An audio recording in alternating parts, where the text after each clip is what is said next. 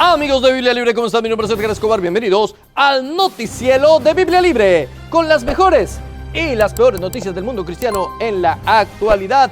Hoy es 29 de marzo de 2026 y estos son nuestros titulares.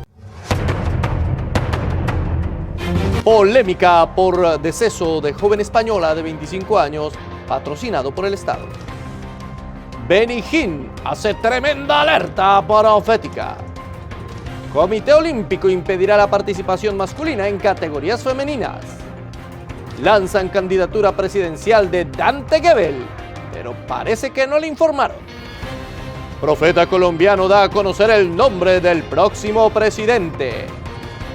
Estudio revela que mormones pronto serán la segunda denominación cristiana más rica del mundo.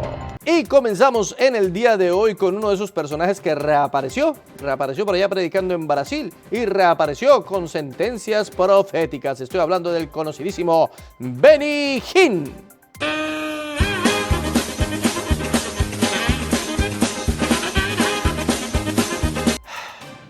Benny Hinn, Quique, no Benny Hill. Lo mismo, pero más barato. ¡Hadouken! ¡Hadouken!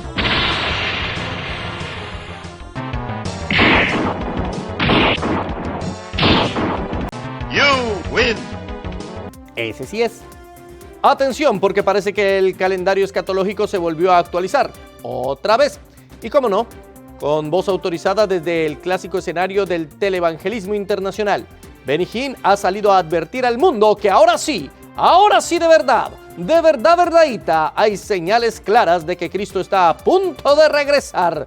Sí, esa misma alerta que la iglesia viene escuchando desde el siglo I, pero que en este caso llega con ese toque dramático, marca registrada entre tono profético, pausa estratégica y mirada fija a la cámara, como si en cualquier momento se fuera a abrir el cielo o al menos el próximo evento en la agenda. Hinn afirma que los acontecimientos actuales están encajando perfectamente en el rompecabezas profético, lo cual, siendo honestos, es una frase que ha demostrado ser lo suficientemente flexible como para aplicar tanto a guerras, pandemias, crisis económicas o incluso a cualquier lunes por la mañana. Pero lo verdaderamente interesante no es el contenido del mensaje, que sigue la receta clásica de urgencia, misterio y cero fechas específicas para evitar futuros momentos incómodos, sino el contexto en el que aparece. Porque esta advertencia mundial llega justo después de que el evangelista haya cerrado su segundo divorcio con Susan Hinn en noviembre de 2025, una historia que ya había tenido su propio arco narrativo de separación, reconciliación pública y ahora nuevamente punto final. Y claro, no falta quien vea cierta ironía en que el anuncio del fin de los tiempos coincida con un nuevo comienzo ministerial tras otro reajuste personal bastante terrenal. De hecho, reportes recientes muestran que Hinn ha retomado con fuerza su actividad pública, volviendo a predicar con un tono intensificado de urgencia escatológica, como si el reloj profético no solo estuviera avanzando, sino ya en cuenta regresiva. Y aquí es donde el análisis se pone interesante. Su discurso mantiene los elementos que lo han caracterizado durante décadas: apelaciones a revelaciones espirituales, interpretación libre de señales y un lenguaje cuidadosamente ambiguo que genera expectativas sin comprometer precisión.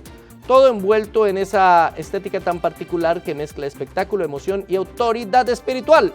A pesar de su seguridad en el avance del reloj profético, el ministro reconoció la gran limitación del conocimiento humano. Una vez más, no sabemos exactamente qué va a pasar. Vemos como un espejo en enigma hasta que Dios empiece a aclararlo todo, expresó con cautela. Sin embargo, advirtió firmemente que podríamos estar presenciando la formación del último reino en la tierra y tal vez la ONU forme parte de eso. Si algo queda claro con todo esto es que aunque el mensaje del regreso de Cristo es una verdad central del cristianismo, también puede convertirse en manos equivocadas en una herramienta bastante útil, especialmente cuando se necesita un poco más de urgencia, un poco más de audiencia y, ¿por qué no?, un poco más de dramatismo en la programación. Sí, nosotros predicamos que Cristo viene, sí, creemos que las cosas que están pasando en el mundo son parte de su regreso. Sin embargo, no específicamente las guerras o los eventos de hoy nos indican que ya es en esta generación como los especuladores apocalípticos predican. Hechos, capítulo 1, verso 7 dice: y les dijo, no les toca a ustedes saber los tiempos o las sazones que el Padre puso en su sola potestad. Solo Él lo sabe. Vamos ahora a un corte de comerciales. Atención, este Viernes Santo, 3 de abril, 7 de la noche, en la Iglesia Central Español, 2855 Greenhouse Road, Houston, Texas. Nos acompañará el pastor Edgar Escobar con el tema ¿Realmente resucitó Cristo? Una conferencia para toda la familia. Recuerde, Viernes Santo, 3 de abril, 7 de la noche, Central Español. Y seguimos con las noticias, mis amados hermanos, y una polémica internacional se generó alrededor de la muerte voluntaria de una chica de 25 años en España. Esto ha causado polémica y controversia. La muerte de Noelia Castillo Ramos, una joven española de 25 años, ha estremecido a Europa y ha reabierto uno de los debates más sensibles de nuestro tiempo. No solo por la decisión en sí, sino por todo lo que la rodeó. Noelia falleció el 26 de marzo de 2026 tras recibir la eutanasia en Cataluña, luego de un proceso legal que se extendió durante aproximadamente 601 días, convirtiéndose en uno de los casos más mediáticos desde la aprobación de la ley de eutanasia en España. Su historia está marcada por un profundo sufrimiento físico y emocional. Tras vivir episodios de abuso y una vida familiar compleja, en 2022 intentó quitarse la vida, quedando con una paraplegia irreversible, acompañada de dolor crónico y afectaciones psicológicas severas. A partir de allí, su vida transcurrió en condiciones de dependencia y sufrimiento persistente, lo que la llevó en 2024 a solicitar formalmente la eutanasia, amparada en la legislación vigente que permite este procedimiento en casos de padecimiento grave, crónico e imposibilitante. Sin embargo, lejos de ser un proceso lineal, su decisión desató una intensa batalla judicial impulsada por su padre, con el respaldo de la organización Abogados Cristianos, quienes argumentaban que no se encontraba en pleno uso de sus facultades para tomar una decisión de tal magnitud. A pesar de ello, todas las instancias judiciales, incluyendo tribunales españoles y el Tribunal Europeo de Derechos Humanos, terminaron avalando su derecho a morir, rechazando cada intento de frenar el procedimiento. Desde sectores cristianos y provida, la reacción fue clara y contundente. Líderes eclesiásticos y organizaciones denunciaron el caso como un fracaso social, insistiendo en que el verdadero acto de compasión no consiste en acelerar la muerte, sino en acompañar, sostener y aliviar el sufrimiento sin eliminar a la persona que lo padece. Se advirtió que cuando la sociedad comienza a presentar la muerte como solución al dolor, especialmente en personas jóvenes y profundamente heridas, se cruza una línea moral de consecuencias impredecibles. Y es que, hermanos, este caso va a marcar precedente. Y no en muchos días, no en mucho tiempo, usted va a escuchar, y no porque yo sea profeta, pero es obvio y es lógico, va a escuchar en las redes sociales, en diferentes medios de comunicación, a otras personas, otros jóvenes sobre todo, que van a pedir ese mismo supuesto, entre comillas, derecho. Y se los van a otorgar, porque para la mayoría de los estados es más barato y más fácil permitir que una persona decida si sigue viviendo o no, que acompañarlo, darle asesoría psicológica, acompañamiento personal, etcétera, etcétera. Es más barato. Bueno, si quiere ir, váyase. Ay, Dios mío, ¿qué dice Deuteronomio? Capítulo 32, verso 39. Ved ahora que yo soy, y no hay dioses conmigo. Yo hago morir, y yo hago vivir, yo hiero, y yo sano, y no hay quien pueda librar de mi mano. Él es el dueño de la vida. Él quita y da vida. Él es el único que tiene la autorización de llamarnos a su presencia. Vamos ahora a nuestro flash informativo.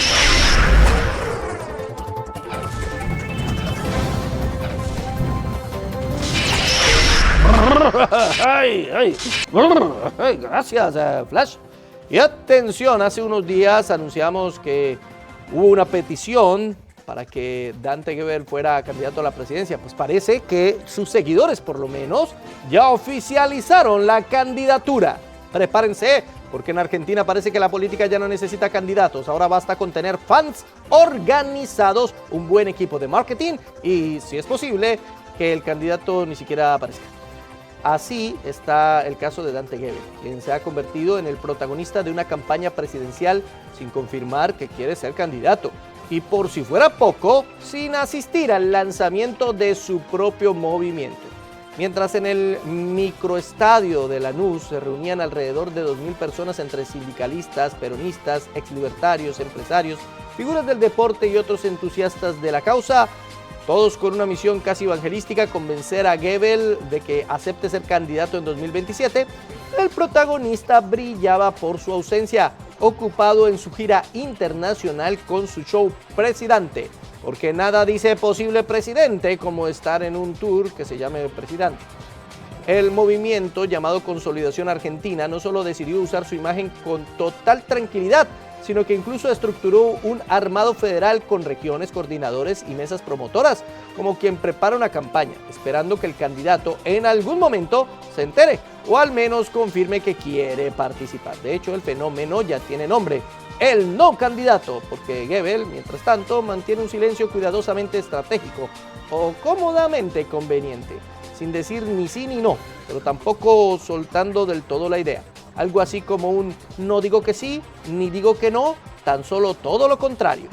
Y por si faltaba algo para completar el cuadro, el proyecto político que lo impulsa es una mezcla bastante ecléctica: sindicalistas, exlibertarios, peronistas, figuras del espectáculo, académicos, todos unidos bajo una causa común: convencer a un pastor conferencista showman de que se convierta en presidente. Lo más curioso es que muchos de los impulsores hablan de él como el líder que Argentina necesita, alguien que no divida y que pueda unir sectores opuestos, lo cual suena bastante noble, hasta que uno recuerda que el principal obstáculo para este liderazgo es que el propio líder todavía no ha decidido si quiere liderar.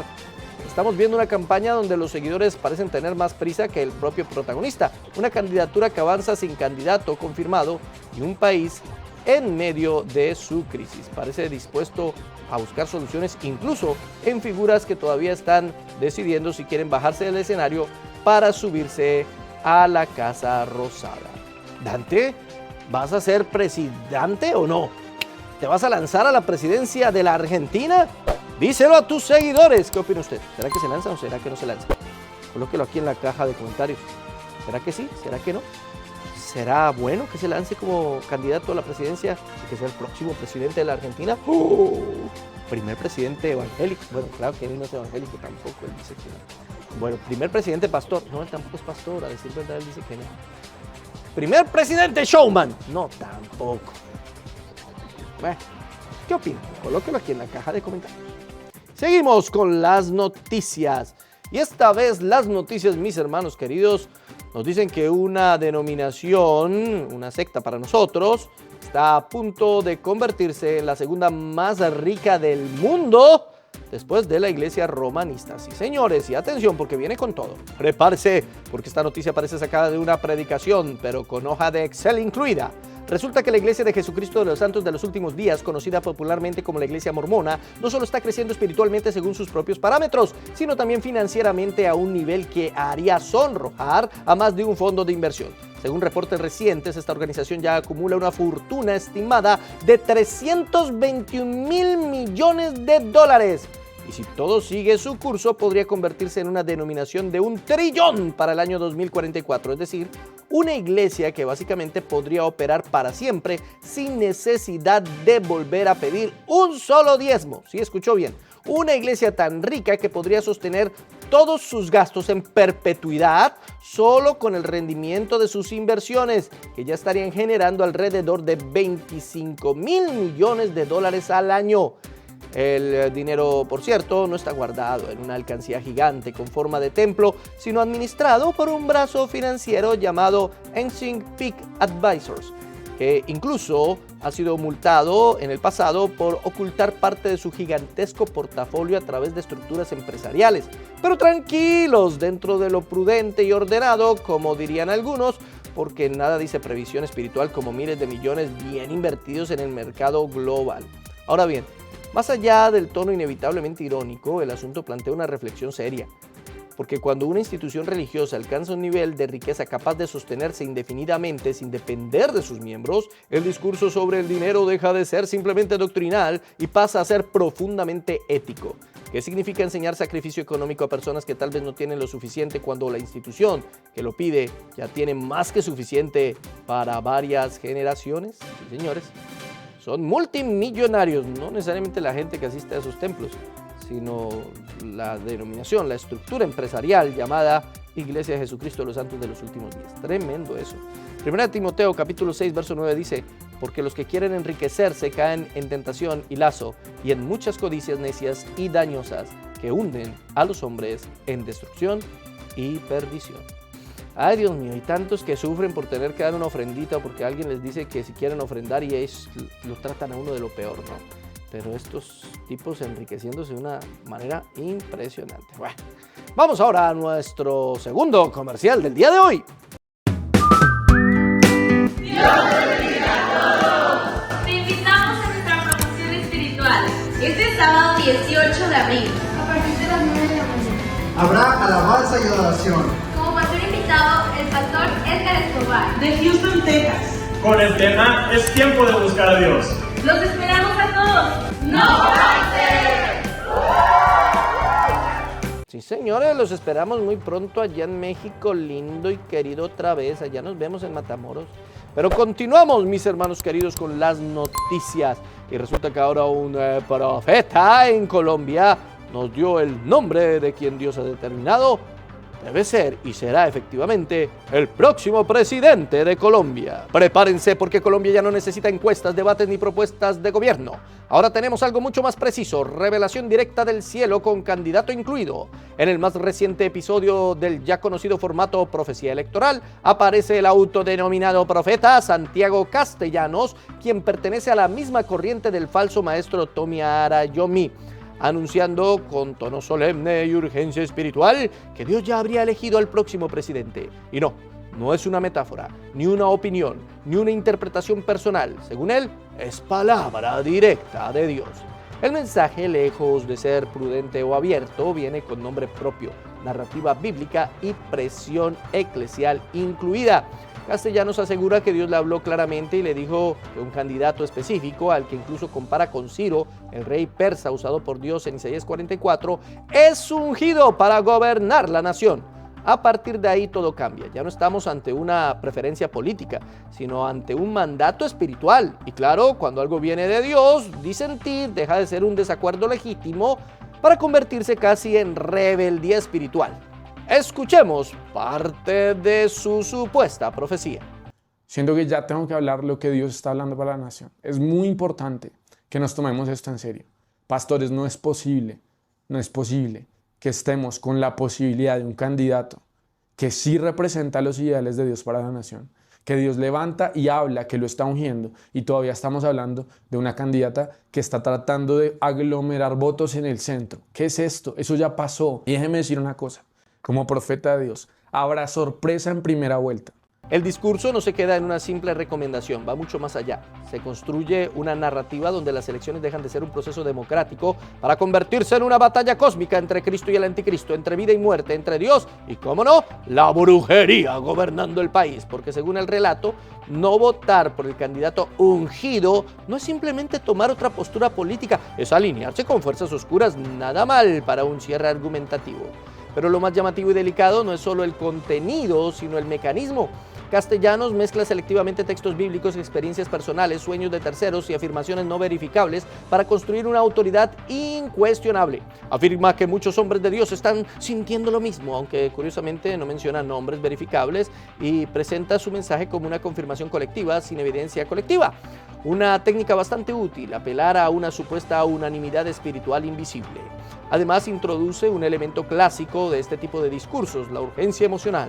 Esto no es un juego, repite varias veces, elevando la tensión y reduciendo el espacio para el análisis racional. El mensaje no busca simplemente informar, busca movilizar, presionar y en última instancia dirigir el voto bajo la cobertura de obediencia a Dios. Y ahí es donde el asunto deja de ser espiritual para convertirse claramente en manipulación.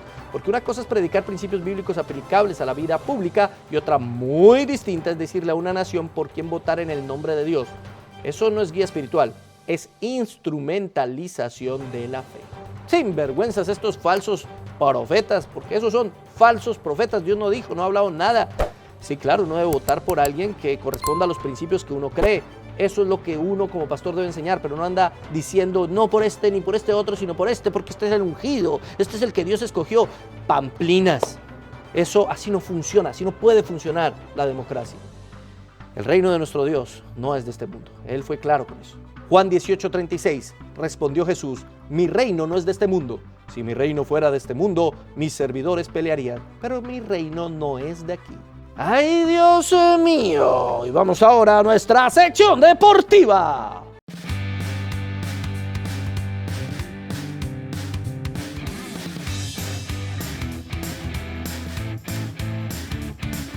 Prepárese porque en medio de debates, polémicas y discusiones que parecen no terminar nunca, el deporte olímpico ha decidido hacer algo que hoy en día parece casi revolucionario: poner orden en las reglas del juego. Según reportes recientes, el Comité Olímpico Internacional habría tomado una decisión firme: restringir la participación de atletas trans en categorías femeninas con el objetivo de preservar la equidad competitiva en el deporte. Y claro, en una época donde cuestionar cualquier narrativa dominante puede convertirte automáticamente en tendencia, pero no precisamente por razones positivas, esta medida ha sido recibida como una especie de regreso a lo evidente: que el deporte femenino existe precisamente porque hay diferencias biológicas reales que impactan el rendimiento.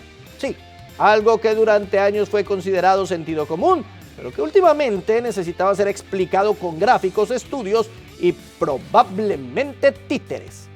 La decisión, según se informa, no nace de un capricho ideológico, sino de una preocupación creciente por la justicia deportiva, porque aunque todos están de acuerdo en que el respeto a la dignidad humana es fundamental, también es cierto que el deporte competitivo no funciona solo con buenas intenciones, sino con reglas claras. Y cuando esas reglas dejan de ser claras, lo que se pierde no es solo el orden, sino la confianza en el sistema.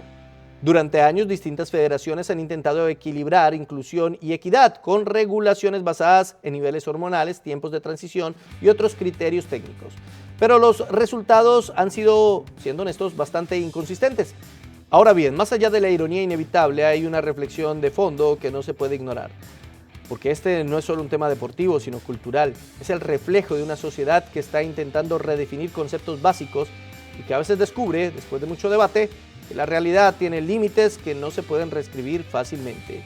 Y en este sentido, esta decisión no es simplemente una prohibición, es para muchos un intento de volver al principio básico, que la justicia no consiste en tratar a todos exactamente igual, sino en reconocer las diferencias reales para garantizar condiciones verdaderamente equitativas. Sí, señores, pues muy bien. Aplausos, aplausos, aplausos al Comité Olímpico Internacional. Esto era lo mínimo que tenían que hacer. Vamos ahora a nuestra sección favorita. Oremos.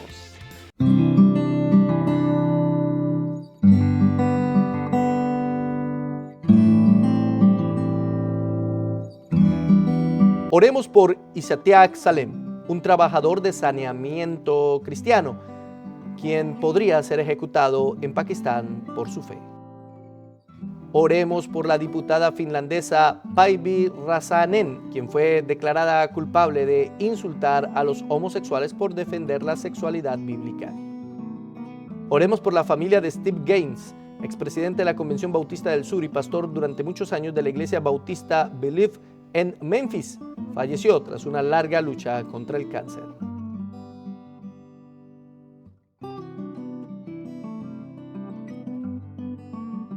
Si usted tiene peticiones de oración, escríbalas aquí en la caja de comentarios, por favor, escriba todas sus peticiones, vamos a revisarlas y a orar junto con ustedes. Oremos.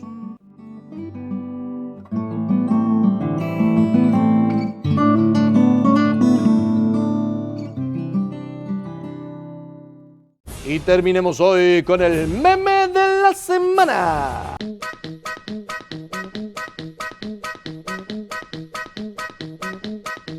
Muy bien, Wilson, muy bien.